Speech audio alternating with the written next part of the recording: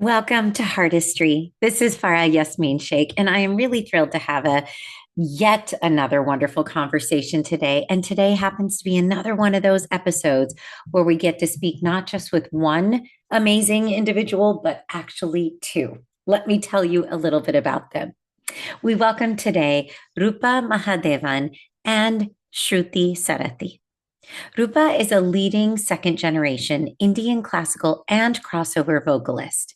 Roopa's signature crossover project, Roopa in Flux, and collaborations in jazz, R&B, soul, free improv, and dance theater have taken her to venues such as Jazz at Lincoln Center, the Met Museum, Carnegie Hall, SF Jazz, Sadler's Wells, Jacob's Pillow, and so many more places.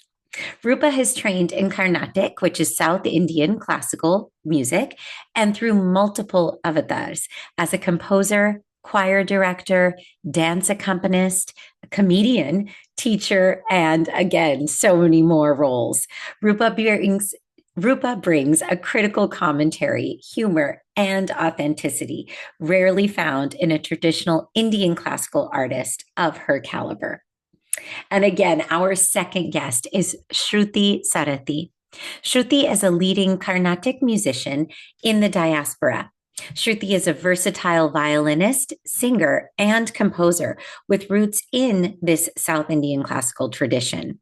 Her original music is a meeting place for Carnatic and Hindustani forms, spoken word, South Asian diasporic experience, literature in many Indian and Western languages, and in theater. Her style and sound bring out the voice of the Indian violin in a contemporary and imaginative way.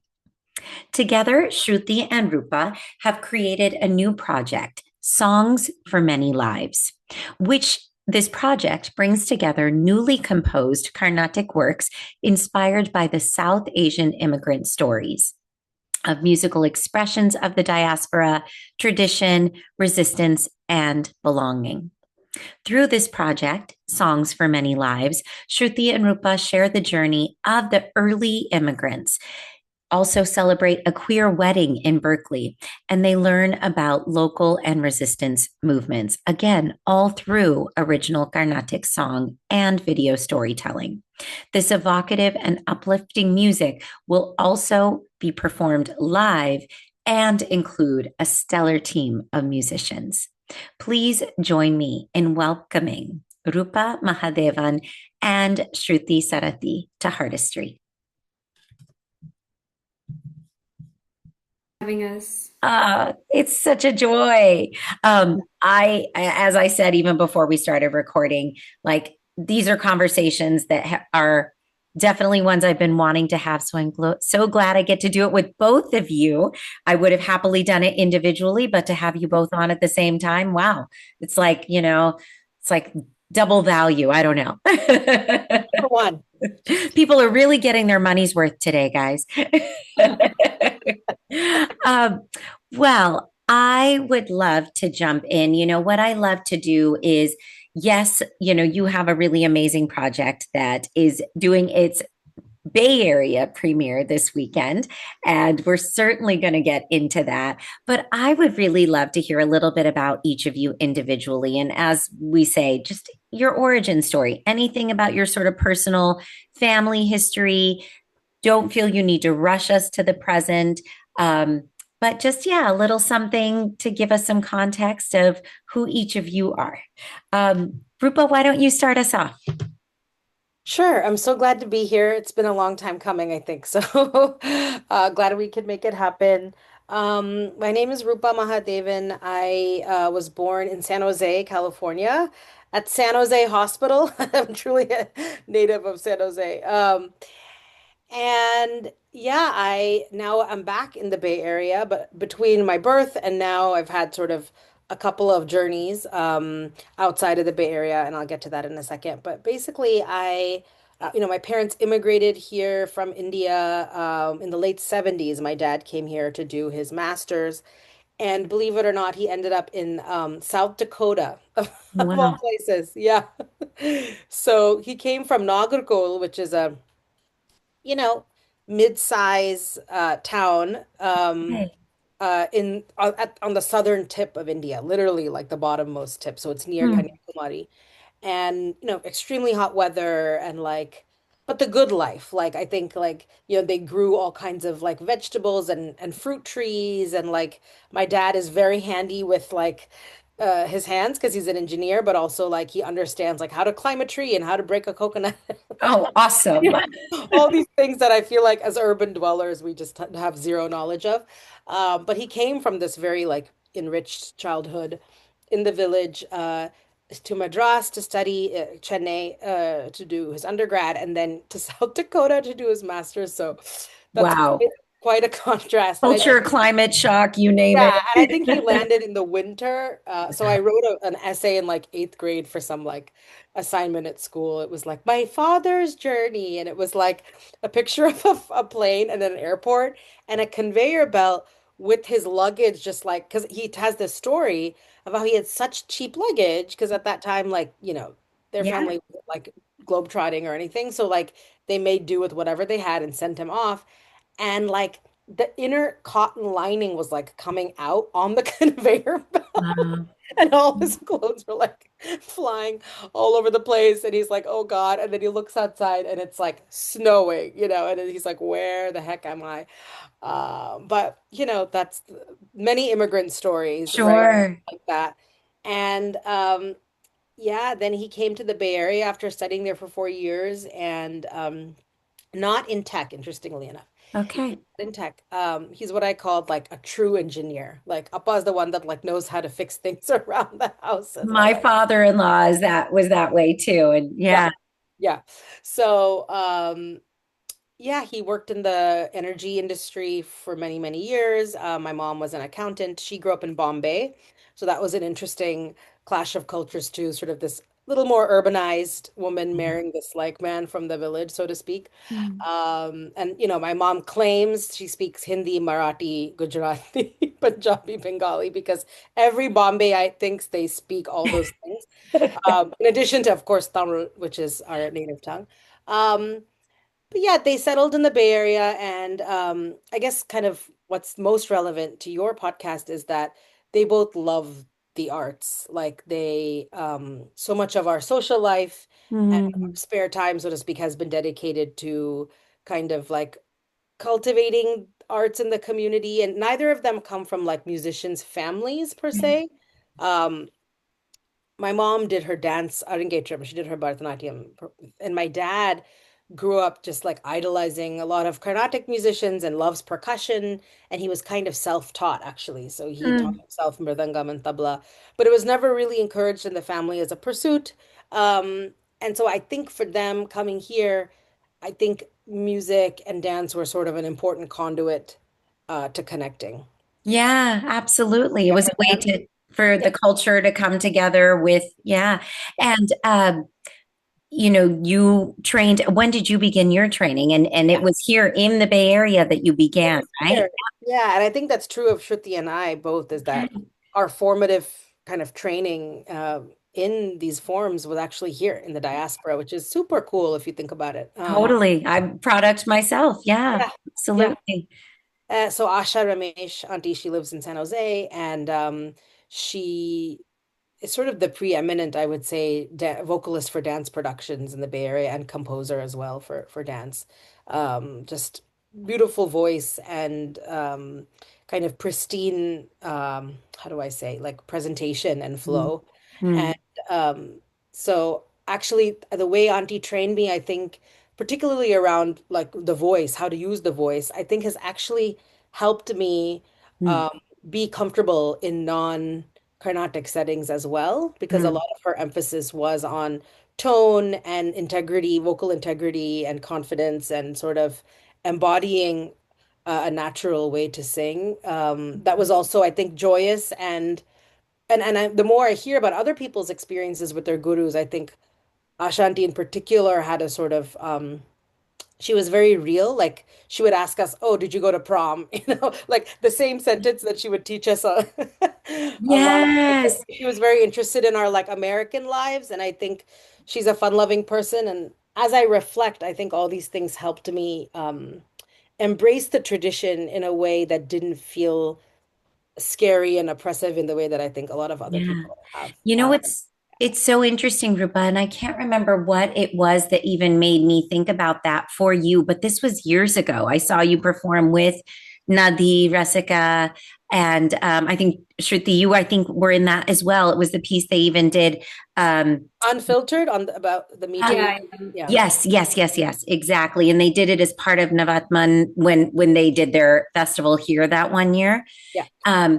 But I think Ashaji was in the audience, and there was something that struck me about that moment of, and I think you might have even shared something that was non-Carnatic, or there was something We that used English, I think. We did I, like a verse where we yes, yes, incorporated like English sentences into the jati or something like that. yes, that's right. That's right.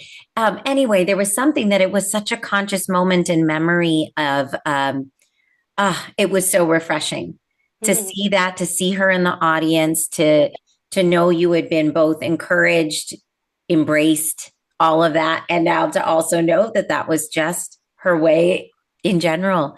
It is, I think it is something to call out, because not only is it not as common as we would like it to be, but to know it exists and to normalize it is also important. Totally. Yeah. Totally. Yeah. Thank you for saying that. I'm glad you took me back to that moment. I appreciate Yeah, it. it left an impression. And Oh, and how old were you when you started your training? I was 8, I think. Okay. Yeah. Okay. That's like very old for classical Indian Hey, classical standards. no, no. I was 18 when I Okay. started Kathak. I danced since I was 5, but all Western forms until 18. I So do yeah. want to shout out that before that, I actually, my first love, so to speak, was Bharatanatyam. I Okay. started learning from Indumati Ganesh. Oh, amazing. Yeah, yeah. Okay. Love So, that. yeah, that's probably informed my music journey as well. But yeah, I have to give Indumati a shout out. Oh, So, so yeah. good. Shruti, tell us about you. yeah. Actually, I'm hearing some of Rupa's childhood and parent stories for the first time. There's a number of overlaps. My mom is also, Tamilian from Bombay. I think when our moms meet, they love to reminisce about Bombay memories. And my dad grew up in Chennai, and he's the one who came to the US, first as a grad student.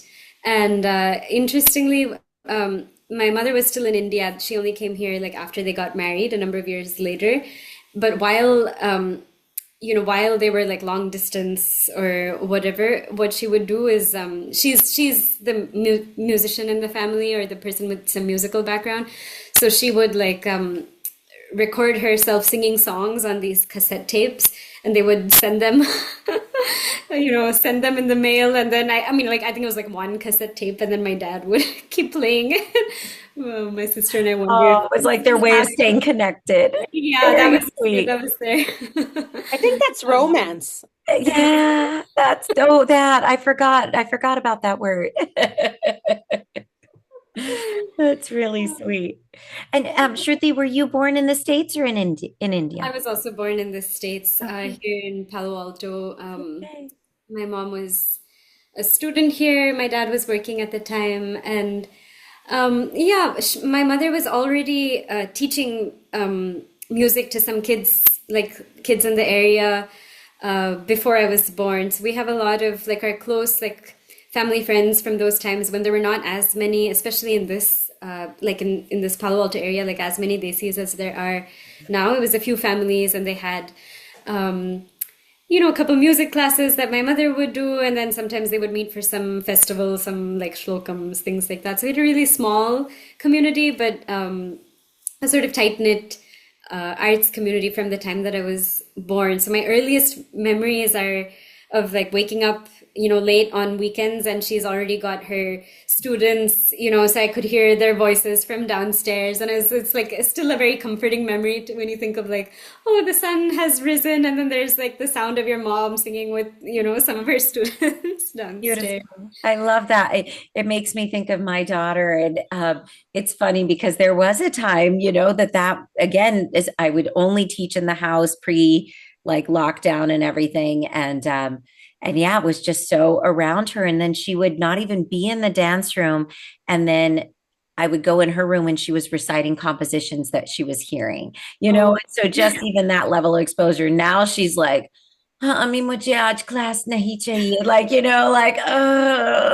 like, she doesn't want to quit. She's still in it and is working towards a Oh, solo in the next couple of years. But it's funny how it changes. And I just look forward to those days when she's like, they're just nothing but soothing, happy memories. I don't know. Definitely was more turbulent like once we started learning, and then you have to Yeah. and things like that. But then once you're older, you can block out the block out Yeah. the fights. And did you then, having, so your mother was your first teacher, your only teacher? Definitely first teacher, I would say, for both me and my sister, who's a Okay. few years younger than me. So learning with her was also a big part of my childhood, I think. And then my guru, also like Rupa, is Anuradha Sridhar. So she's a violinist from a distinguished family of violinists. Like she's already the sixth or seventh, maybe the sixth generation violinist in her own family. But I was very lucky that somebody with such a sort of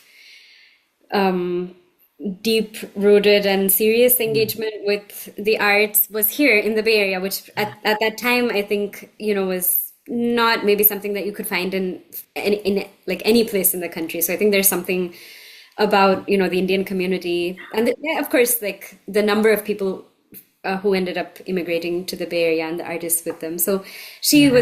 she has been my guru since I was about like 6 or 7 years old, and she's a violinist. So we learned both vocal and violin together, and my sister used to play like little duets together. um, yeah. And then did you, so you started at a young age and continued through, did you ever, I guess for either of you, either of you ever have that moment of, okay, this was fun as a child. I'm shelving this now. Or has that commitment sort of been very consistent and continuous? Yeah, for me, I would say I kind of I think I knew from a very young age that this is a huge part of my life, or this is one of the central things in my life. Mm. Um, I yeah, like I wanted to do it as a career even when I was a kid. Um, and, and thankfully, I'm not a very practically minded person, so I've never been even when I went out into the real world and sort of got a sense of how difficult it is to make this work. I'm not somebody, I think sometimes when I want something, I'm not very swayed by evidence to the contrary that it's possible. Awesome.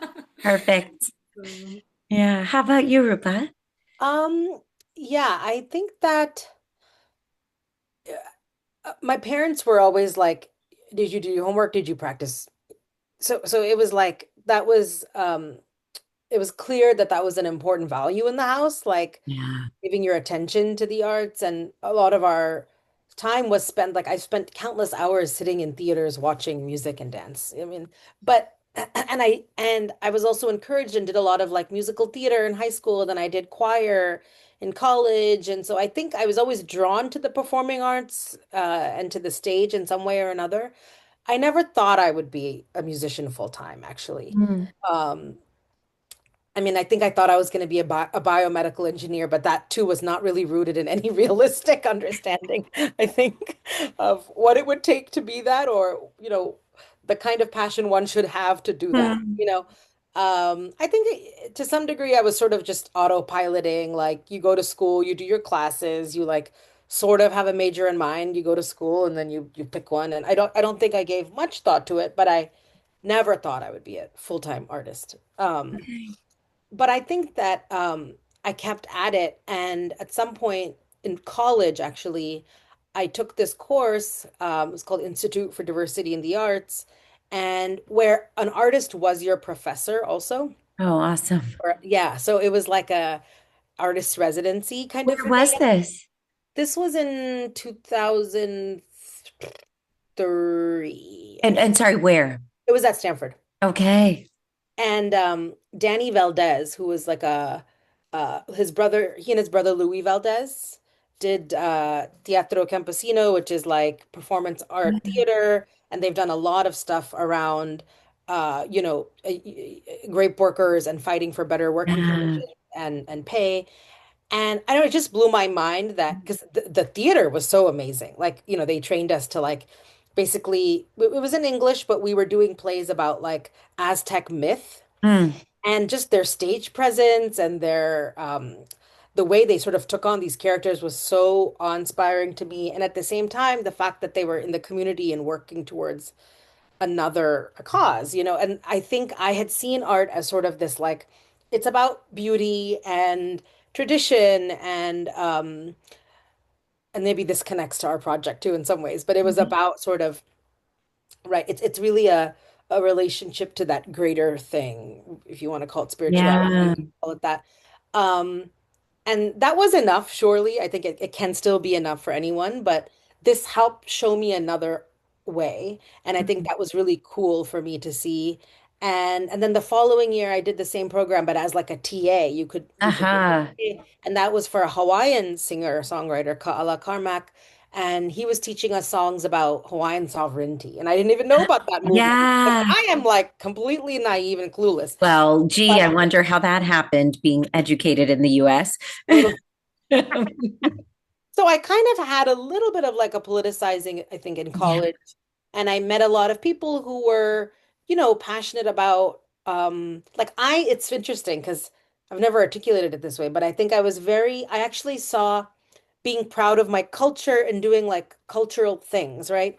As a radical act, as Mhm. sort of, fighting white supremacy or the push for us to always be legible in English, right? As opposed to an Indian language or a South Asian language. The fact that I was singing sounds that other people may think was weird or primitive or like, so I already felt like I was doing something important. Um, but then I saw how you could take that even further and actually engage with communities outside the community, the very narrow insular community that I grew up in. So I think that was a turning point for me where I was like, okay, like more can be done and maybe I Mm. should do that. And then I eventually moved to India to learn further.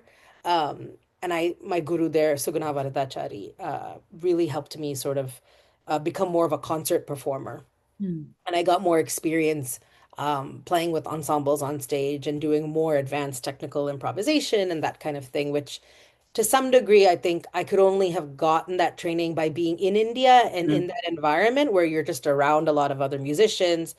Your standard lifts up because you're hearing other people, right? So you get more ideas and you yourself, there is a sort of I can do this confidence that sort of emerges, I think, when you're in Mm. these environments. So Makes yeah. sense. Let's take a quick little pause and then we'll jump back in.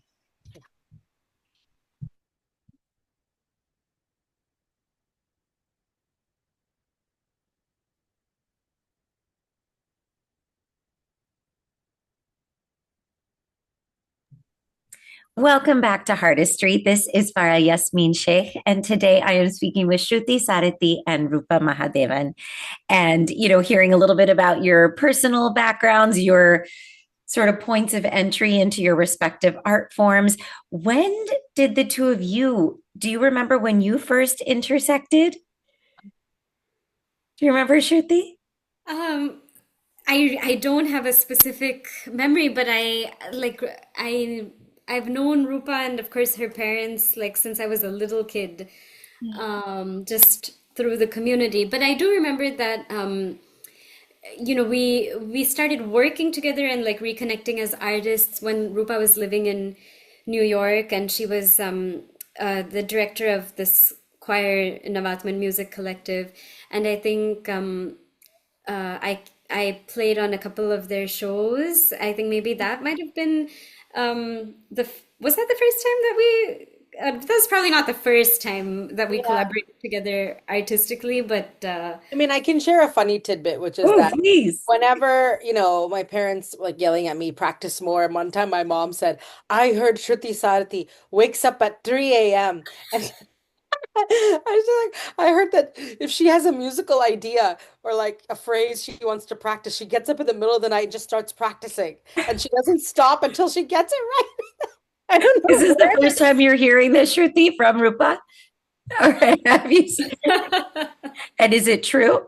Yeah, is that true? Uh, Where did that legend, the legend of Shruti? Parents love this. They're like any other kid that they can use as like a myth. I mean, yeah. God, I need to start using that. But my daughter would be like, yeah, that's their problem, not mine. That's brilliant. I love it. Despite knowing that about me, Rupa still agrees to work with me. So I love it. And yeah, so I've seen both of you I even together. And then I think probably have the chance to see you more frequently, Shruti, since you were Rupa, you were living in New York. But I think the time that I saw you both work together, and I think again more frequently, even yourself, Shruti, was with dance. And you've talked a little bit about that. Just talk either of you, both of you, a little bit about what playing with dance versus not. What how you approach those experiences differently. yeah, I between the ages of like 15 and 23, 24, I played a ton for all kinds of dance performances in the Bay Area, from arangetrams to like, people's solo shows or group shows. And it's actually like one of for me, that whole time period was a lot of fun. I found it at that time, I think like a bit freeing Huh. compared to like Carnatic kacheris kind of thing, because you're playing to something a little bit more concrete, right? You have a scene, you have a mood to imagine, and you're playing to that mood. And I enjoyed that. Like I loved, sort of like knowing, okay, I have to come in and I know it has to be dramatic here. I know it has to be very soft here. And I loved seeing like how what I played would make that scene sort of transform.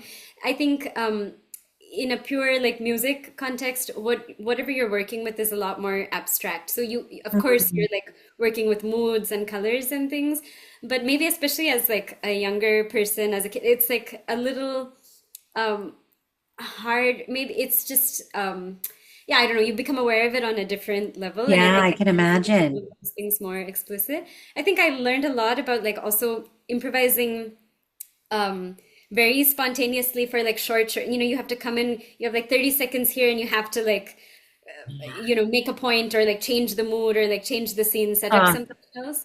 So I actually feel like skills that I learned through that experience over those years playing a lot for dance have helped me, kind of like what Rupa was saying, in non-Indian context and playing with like different mm, sorts of music, because it's kind of the same. I see it as sort of the same approach. So yeah, it's for me, and I love like, dance has its own rhythms and it's kind of lilt, and you get to play into it's sometimes there are moods that don't express themselves in Carnatic concerts. So I always found that space to be a lot of fun. And I worked with so many of the dance schools here, especially like Abhinaya, Rasika over those years. And I was, Rasika would like drive me, or her dad sometimes, like to so many of these rehearsals back right. and forth from mountain So music. you But become a part of that community, and they, like that depth of connection just deepens, I would imagine. definitely, yeah, Beautiful. And yeah, that shows up in the music and the dance as well, when you absolutely. have Like that chemistry. totally, totally. Yeah. And I think, yeah, it really like enriched me as though I don't have a background in dance myself really at all, but I think in lots of other musical contexts, I think some of the things that I learned from that I continue. love that. I love that. How about for you, Rupa? I mean, you mentioned too, you actually studied dance. Yeah, I mean, I think like I feel the strength of the kind of the kinship, I think, with many dancers now as a Yeah. full-time artist.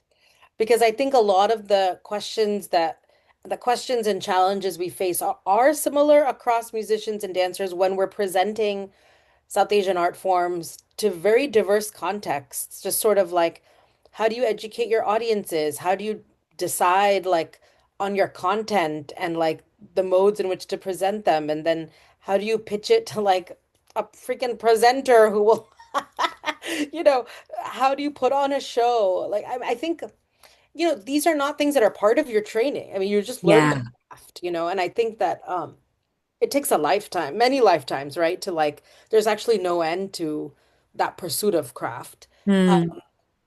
But also there are all these other aspects to being an artist, I think, especially now, that you kind of have to learn as you go. And I have learned a lot by working with dancers and seeing how they approach their projects. Even the Hmm. idea of a project, I think, is not how musicians think about I it. was thinking the same thing, and it's almost like a perfect segue to talk about exactly the project that you have. Again, this is something, correct me if I'm wrong, but from what I've understood, it's not like you're doing this for the first time as far as premiering this work. It's just bringing it to the Bay Area for the first time. Is that correct? Or is it the premiere? It's the premiere in Okay. some ways. Okay. We have done, you're right that we have done some works in progress before. Okay.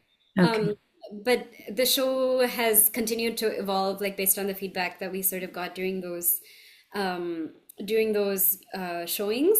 Got it. And also, so the project is called Songs for Many Thank you. Lives. I was going to say we should probably mention what it is. Yeah, um, and we call it like a Carnatic diaspora songbook. So it's basically, looking at the history of South Asians in the Bay Area, specifically a history, and I would say also like lived experience of being an immigrant or being in the diaspora. So we've done interviews with folks who've shared their stories, the things that they care about, the ways that they engage with the community, the way that they think about their past, their history, what it means for them to belong to multiple places, but also be rooted in the Bay Area now, ever since, they came here, their families came here. And then we take some of these ideas or try to tell these stories through Carnatic song. Yeah. So oftentimes the songs arise out of a sentence that they said, or it interplays with their words in some way, like in terms of the live performance. Maybe we have some interview clips of Uh, speaking, and so it has turned into this kind of multimedia project. And the fascinating thing about it is, as we keep interviewing more people and collecting more stories, the show also keeps evolving and new music comes out of that. So even since last year, just about a year ago, we did a work in progress in San Francisco in a small space. But since then, actually, like almost not all of the stories, but a lot of the interviews have actually changed, and we feature different people okay. in this one. So that has been a really exciting part of the project, and a beautiful thing, because I think it's almost like we keep inviting more people into that community and more Yeah. And it's spaces. like it feels like there's this container of this idea, but there's room to keep filling it with new stories. And again, Rupa, you were just saying before we started talking about the project, again, Songs for Many Lives is the name of the project, right? How dance has in some ways kind of informed this idea of creating, again, in quotes, a project. Would you, and it even hearing you talk about it, it's like you're telling the stories of other people's stories. And that is very dance-esque to me, which I love that, but yeah, talk about how would you categorize that as what you were almost referencing in this idea of projects and such? Yeah, I think, that's an interesting question. I think um, in this case in particular, because they're new compositions, Ah, so credit has to go to Shruti on this because she has penned these compositions in non-English languages. Like the songs are in Tamil and Telugu and Hindi and amazing. yeah. So I think because in some cases the structure of the song is maybe different than what you've heard, and because also we can't just say this is part of the canon already, or this is yet another composition of, let's say, Tyagaraja, who's one of the most prolific Carnatic composers. Um, we can't assume there's an understanding of where this is coming from, or Mm. that so we actually have to do more explaining, I think, than we would normally in a Carnatic concert, you know. And actually, I would say Carnatic music is quite the borders are porous, and so like now you Mm. have abangs that are, you know, Marathi abangs that are actually kind of becoming a commonplace item. Oh, amazing. Yeah, yeah, and Huh. you have uh they're truly multilingual. I mean, Carnatic concerts, there's actually you can kind of get away, I think, with customizing a concert in the way that you want. And yet there's sort of a typical flow, like there's a certain flow in terms of the types of ragams you might do first versus last, the pacing, Mhm. who are the musicians with you. Typically, it's going to be a violin player, a mridangam player, veena, flute, kind of more traditional South Indian instruments. And you don't necessarily explain the meanings of songs Yeah. because there's an assumption that, oh, as the musician, you are the curator, and we already know the universe from which you're curating, you know. And if it's an abang and no one knows, you'll say, this is an abang, you know, And this what is does that word mean? Abhang. I'm not familiar with that. abang is like a, I'm not an expert either, but it's the devotional, I think, poetry Okay. of these like poet saints from Okay. Maharashtra. Yeah. So Okay. sort of their pinings. So like Vittal is a common phrase that you'll hear in Abangs. Vittala, Vittala, Vittala. So it's sort of like taking on the spiritual sort of um, language and ethos of the saint Vittal. And it's a lot of like using the name of the Lord. Okay. And so there's sort of a bhajan quality as well. Yeah, a Yeah. Go ahead, bhakti, Sruti. Yeah. bhakti poetry Bhakti poetry. genre of, in Marathi. Okay. Yeah. And in some of the information you shared with me even prior, I think what's really striking me about this project is, again, you're in one hand telling these stories through these interviews, and maybe sometimes they're somewhat like your literal interpretation of that story. Maybe it's again just invoking a feeling, a mood, a response, to whatever it was that you gained from that dialogue or hearing that person's story. But then it's also kind of it seems as though you're kind of pushing a little bit of, for lack of a better word, the boundaries of the music as well. So you're telling your own story through that, and kind of again being born and brought up here, and yet so deeply rooted in these, in quotes, traditions. But again, how do traditions expand and contract? Right. Anyway, it speak to any of that in a way that is moving you. Yeah, no, that's a Yeah. perfect way of putting it exactly. In Oh, fact, good. Okay, we're done. Thanks for joining us. That's good. What are you doing for the next year or two? I don't know, would you like to? Um, yeah, I think that's exactly right. Like it is a way of collecting the stories of our community and trying to express those feelings through music. And it's also a way to like explore this question of, if you remove Carnatic music from a particular like place in history and time and geography, what are the resonances that it could possibly have? So how does that music come alive when you give it a different context?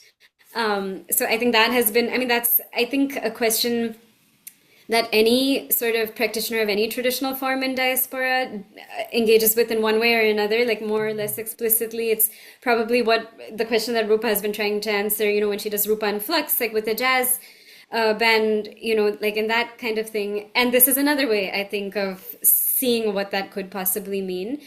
And, to speak a little more to Rupa's point about like, we have many different languages in Carnatic music, but even the history of Carnatic music is not just one thing. And I think actually our show gets into that a little bit. So it's never like it was, one sound that has come down and then now like you come to America and it's like a different song. It has always been this thing that takes influences from the languages that it's been around, from, colonialism, from the courtly time period in Tanjore and these other like centers of court sort of context in various places in South India, Mysore, etc.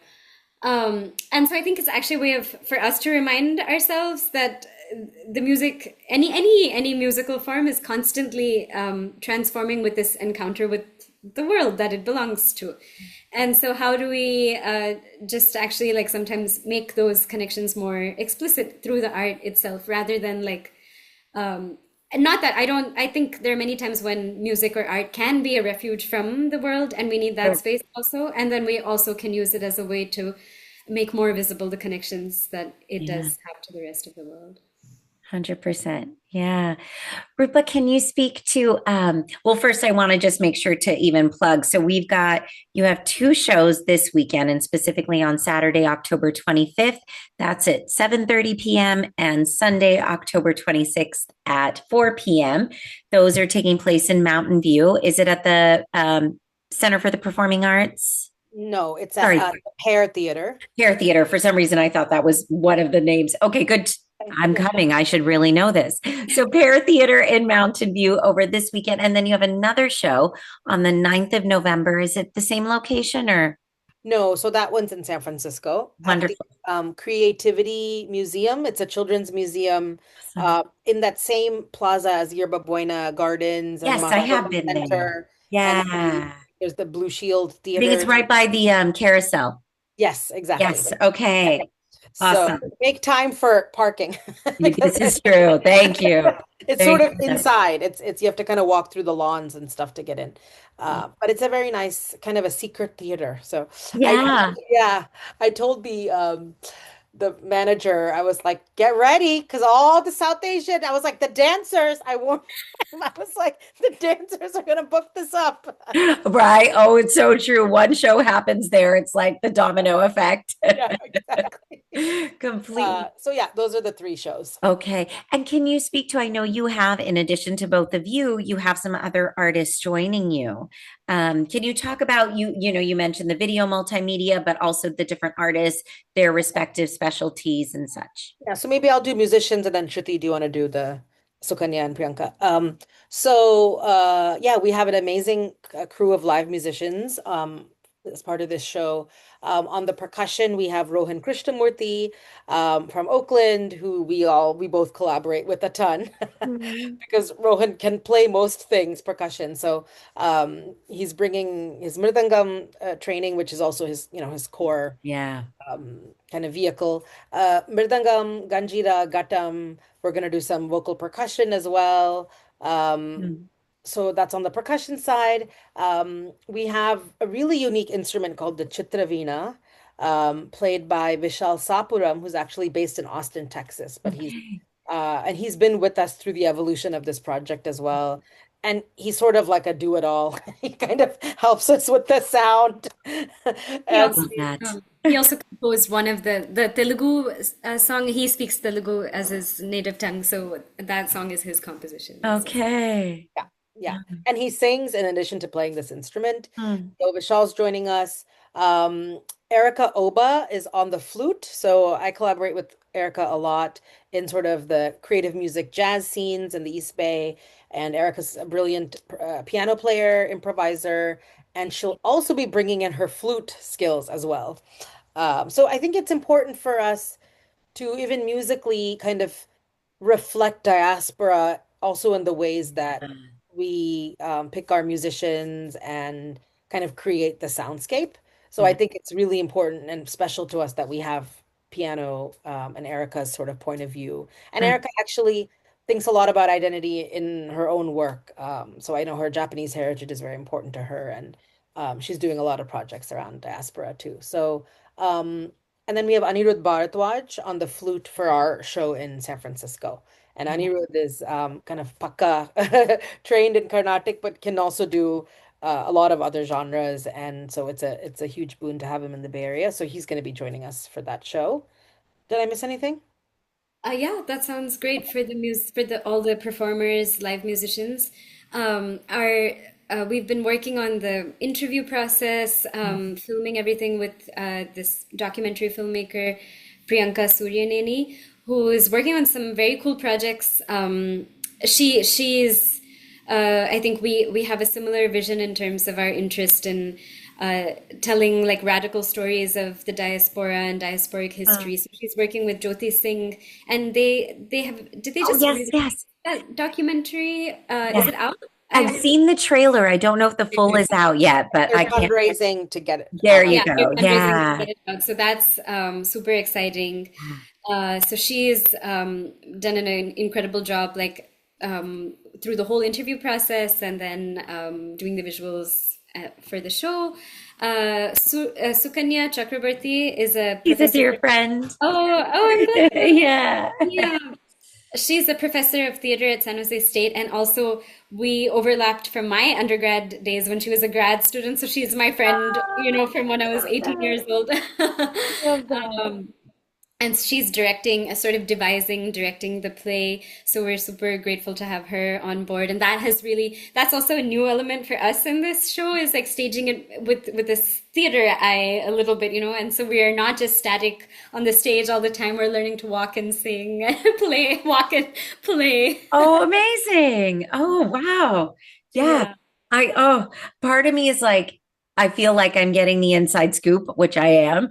And that's like makes it that much more exciting about seeing the show this weekend. And then there's a part of me that's like, darn, I'm going to ruin the surprise. No, there's more surprises to come. I'm sure. Definitely, I'm more excited about the fact that I'm getting all the teasers up front. No, but that's And amazing. we also have visual artist Shama Kuver, who's done all the sort of the graphics, incredible like Indo-Fijian artist. She's originally from the Bay Area, although right now she lives in the East Coast, I think.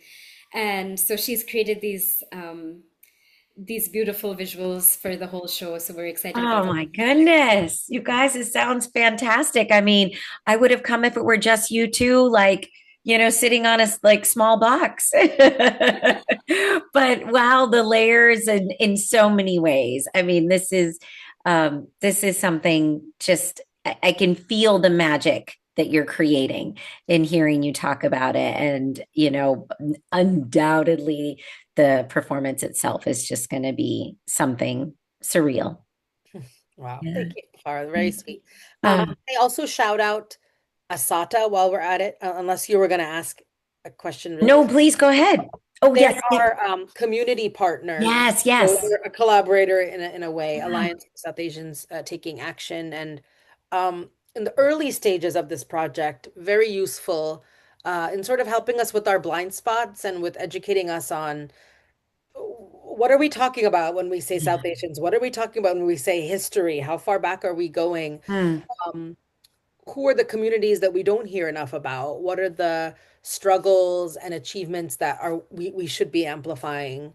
Um, and so I think some of those early conversations were really helpful for us in mm, kind of the education process, and to help us hone in on sort of what we definitely want people walking away with. mm, And also maybe like, you know, what are we sharing that we don't typically talk about, particularly in the smaller, more insular Carnatic community? mm, Um, and in many ways, in my conversations with Shruti over the years, that has been sort of a kind of a central idea, which is that like what the sense that we have sort of split identities of, okay, we talk about certain things and are a certain way when we hang out with our Carnatic friends, so to speak. yeah.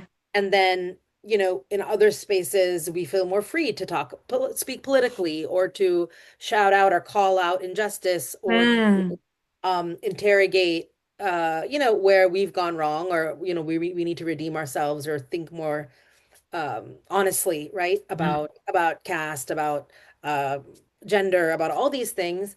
And so I think this show has also been a way for us to kind of walk the walk. yeah. Yeah. No, I If you want to add something there, yeah. Yeah, I might also just add that, when we say songs for many lives, I think one thing that we've learned through Asata, and also that's kind of the what we want people to sort of get a sense of as they watch this show, is that, they see identity or like brownness, South Asian diaspora is not just one thing, and there's like so many different diverse experiences within that. And often we can live, among people who kind of have a similar shared experience as we do, but our community is more diverse than that. And there's a lot that we can learn from each other. There's a lot of beauty to that fact also. And I think like showing like all the different colors, the range of what people's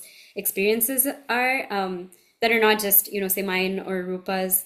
I think that has been, that is one of the exciting things about this show for us.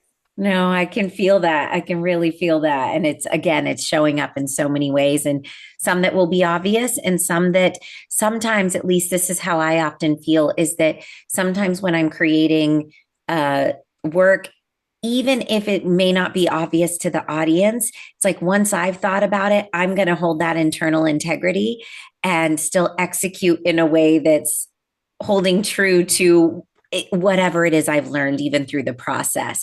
And again, it may not even be ever something I get to qualify, but it just feels so right to kind of stand in that awareness, I guess. Yeah. Right. And I'm feeling that so much in all these different ways that you're approaching this. Yeah. Well, I cannot wait. Again, Saturday, Sunday, October 25th, 26th in Mountain View, Sunday, November 9th in San Francisco. How can folks best get tickets and or learn more about the project? So the ticket link is luma.com, Luma. So luma.com/songs for many lives. But if that's too much to remember, just go to songsformanylives.com.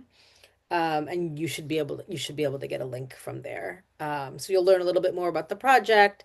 Yeah, you might even be able to hear a snippet, I think, of one of the There songs. was a 12-second little, yes. It's like, I want more, I want more.